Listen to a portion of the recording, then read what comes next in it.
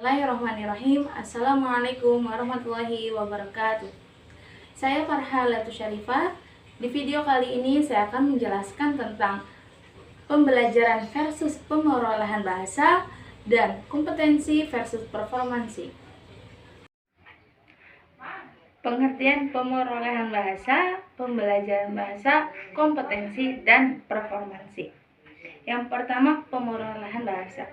Pemerolehan bahasa atau language acquisition adalah proses manusia mendapatkan kemampuan untuk menangkap, menghasilkan, dan menggunakan kata untuk pemahaman dan komunikasi. Kapasitas ini melibatkan berbagai kemampuan seperti sintaksis, fonetik, dan kosakata yang luas.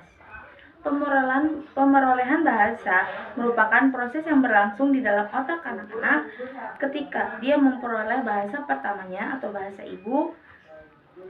Pemerolehan bahasa ibu biasanya dapat dibedakan dengan pembelajaran bahasa.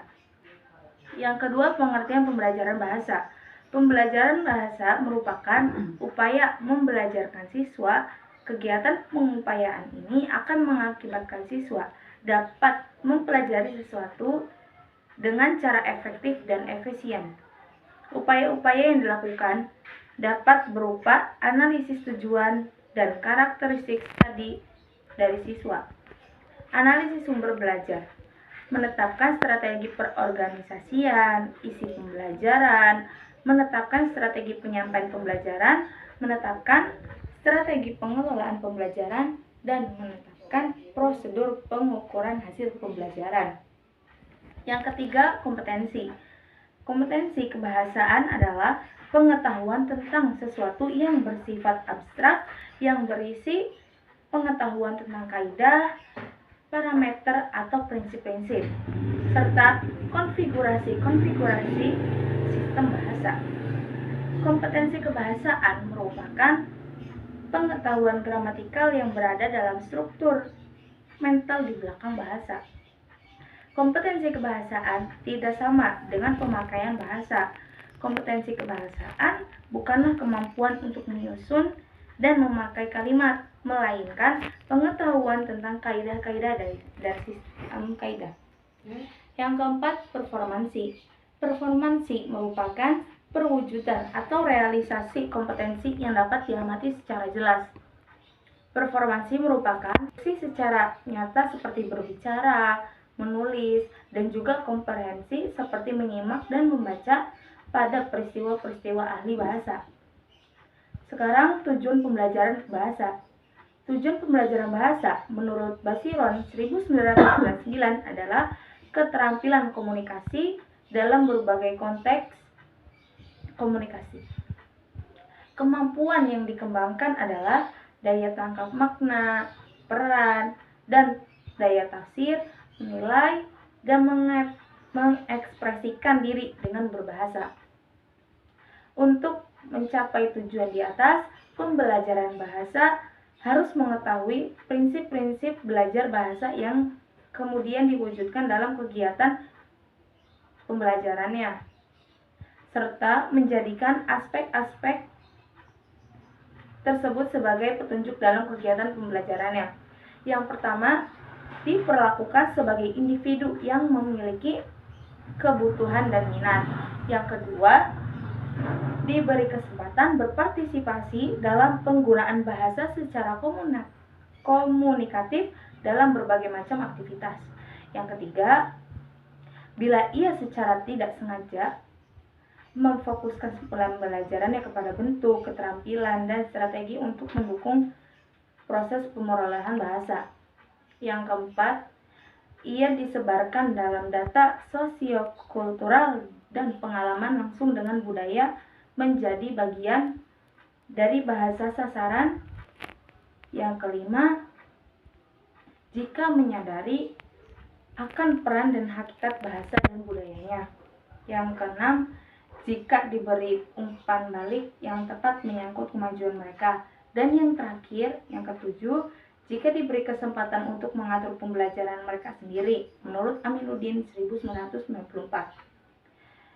Selanjutnya, karakteristik pemerolehan dan pembelajaran. Yang pertama menurut Cox dan Musfiroh adalah sebagai berikut. 1. Pemerolehan bahasa. A. Berfokus pada komunikasi penuh makna. B. Keberhasilan didasarkan pada penggunaan bahasa untuk melaksanakan sesuatu. C. Materi ditekankan pada ide dan minat anak. D. Kesalahan merupakan hal yang wajar. E. Pemerolehan melalui masukan yang dapat dipahami oleh anak. F. Penekanan pada tumbuhnya kecakapan bahasa secara alamiah. Yang kedua, pembelajaran bahasa. A. Berfokus pada bentuk-bentuk bahasa. B. Keberhasilan didasarkan pada penguasaan bentuk-bentuk bahasa. C. Pembelajaran ditekankan pada tipe-tipe bentuk dan struktur bahasa aktivitas di bawah perintah guru. D. Koreksi kesalahan sangat penting untuk mencapai tingkat penguasaan. E. Belajar merupakan hafal kaidah, bentuk, dan struktur. F. Penekanan pada kemampuan produksi mungkin dihasilkan dari ketertarikan pada tahap awal. Persamaan antara pemerolehan bahasa dan pembelajaran bahasa. Yang pertama, praktek. Baik pemerolehan maupun pembelajaran pada hakikatnya adalah pembentukan kebiasaan berbahasa sehingga ia menjadi kemampuan yang sulit itu diubah. Jadi praktek merupakan syarat wajib untuk memperoleh maupun pembelajaran bahasa. Yang kedua, meniru atau taklid. Meniru model yang ada di sekitar dalam berlaku baik pemerolehan maupun pembelajaran, baik dari aspek suara, kalimat, dan metode menggunakannya atau konteks yang diperoleh pembelajar adalah berasal dari model yang ditirunya, yaitu guru atau pengajar asli atau native language. Yang ketiga, memahami al-fahmu. Secara alami, pembelajar memahami bahasa terlebih dahulu sebelum ia menggunakannya. Sehingga kita sering menemukan orang yang hanya bisa memahami tapi tidak mampu menggunakan suatu bahasa. Yang keempat, runtun dalam keterampilan bahasa.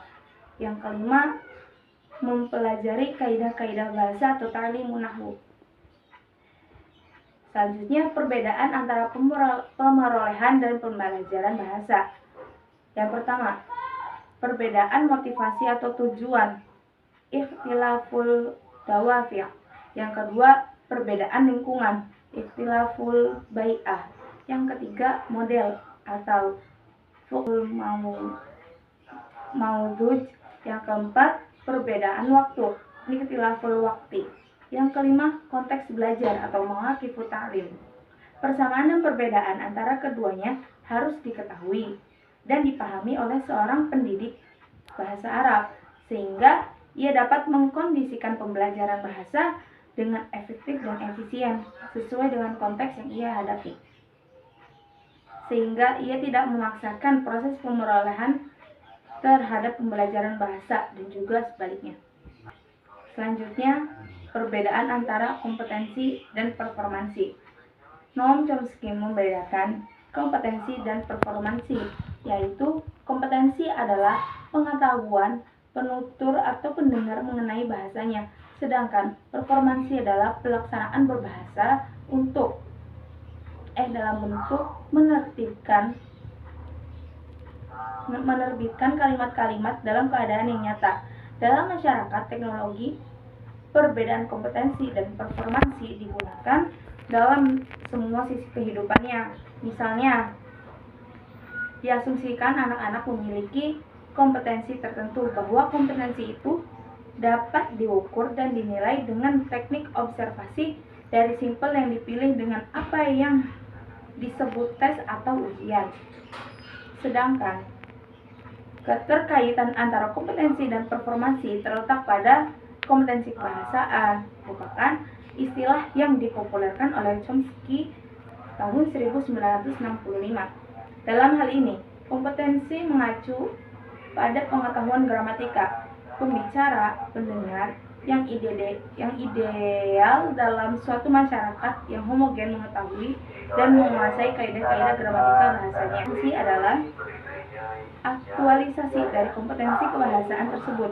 Contohnya dalam pengajaran, kita memiliki asumsi bahwa pembelajar memproses kompetensi tertentu, dan kompetensi ini dapat diukur dan diteliti dengan cara mengamati performansi.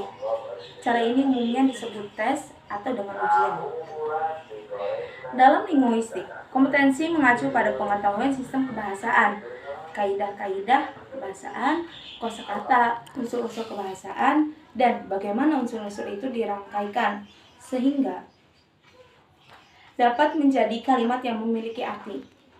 Performansi merupakan produksi secara nyata seperti berbicara, menulis, dan juga kompetensi seperti menyimak dan membaca pada peristiwa-peristiwa ahli bahasa. Tapi dalam kenyataan yang aktual, performansi itu tidak sepenuhnya mencerminkan kompetensi kebahasaan. Dikemukakan oleh Chomsky bahwa dalam pemakaian bahasa secara konkret banyak ditemukan penyimpangan kaidah, kekeliruan, namun semua itu masih dapat dipahami oleh pembicara atau pendengar karena mereka memiliki kompetensi kebahasaan. Cukup sekian pesan dari saya, kurang lebihnya mohon maaf. Wassalamualaikum warahmatullahi wabarakatuh.